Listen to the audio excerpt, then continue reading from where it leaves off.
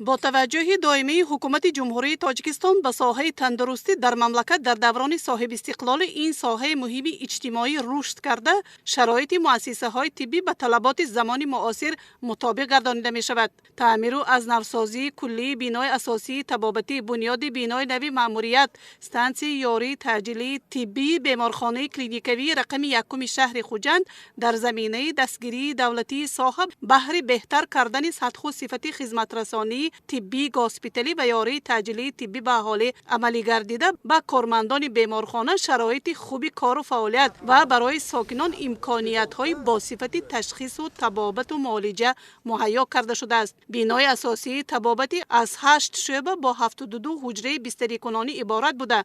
همزمان حجره های تشخیص معاینه با مجهز گردانی دستگاه و تجهیزات معاصر امکانیت های تشخیص تحلیل های آزمایشگاهی را در مؤسسه بهتر نموده است.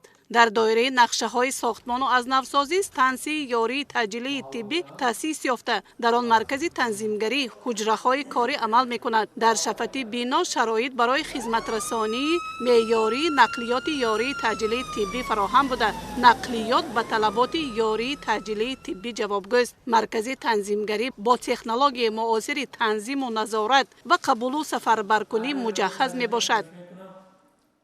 با توجه حکومت جمهوری تاجیکستان خاصتا پیشوای معظم ملت جناب عالی محترم امام رحمان امروز در رشد ساحه تندرستی بسیار کارهای نظررس به انجام رسانده شده است.